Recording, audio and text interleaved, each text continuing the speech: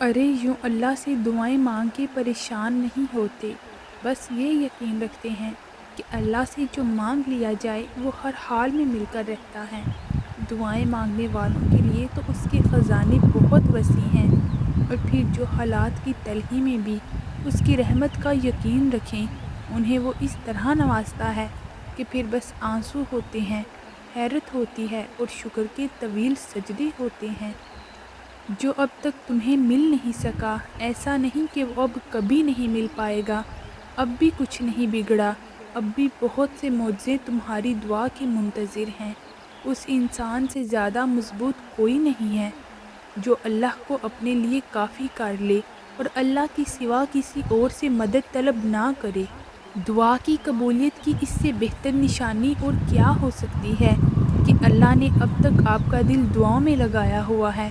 تم دعا مانگتے ہوئے زیادہ سوچا نہ کرو، بھلے ہی وہ چیز تمہیں ناممکن لگ رہی ہو، لیکن اللہ کے لیے کچھ ناممکن نہیں۔ تم اللہ سے مانگو، وہی معجزے کرنے والا ہے۔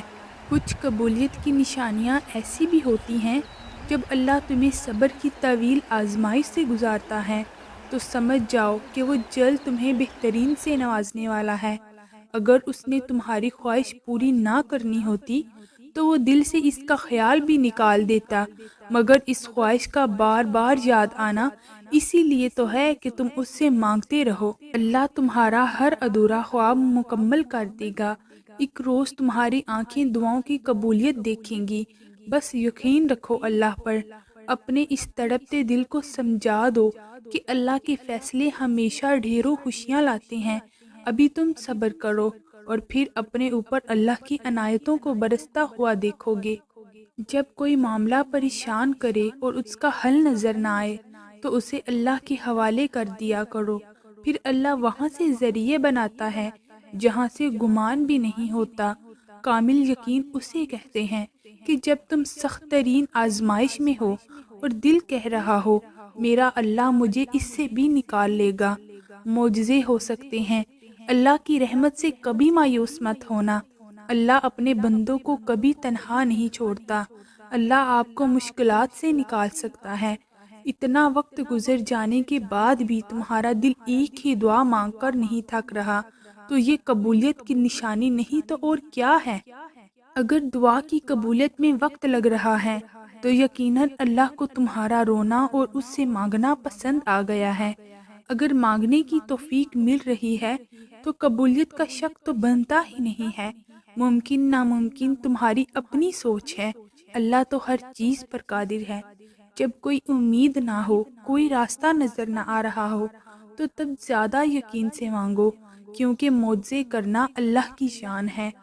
جب اللہ ہمیں اس چیز سے آزماتا ہے جس کو کھونے کا ہم سوچ بھی نہیں سکتے تو پھر صبر کرنے پر اللہ ہماری مدد بھی ان وسیلوں سے کرتا ہے جس کا ہم نے گمان بھی نہیں کیا ہوتا۔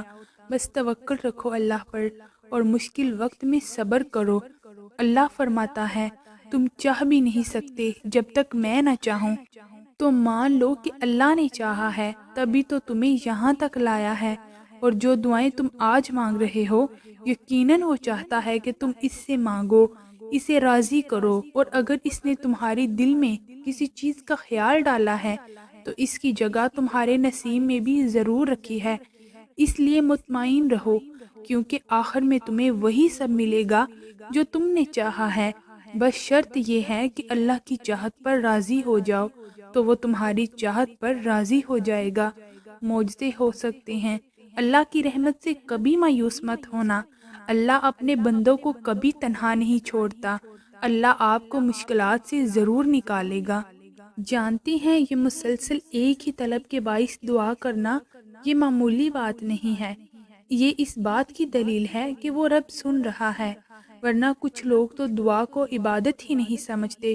کچھ لوگ یہ یقین نہیں رکھتے کہ دعائیں قبول ہوتی ہیں، اور جو رب العالمین پر یقین کر لے تو اسے وہ خالی ہاتھ اپنے در سے نہیں جانے دیتا، اور جو رب کو اپنا دوست بنا کر معاملہ اس کی سپرد کر دے اسے وہ رب نہیں چھوڑتا۔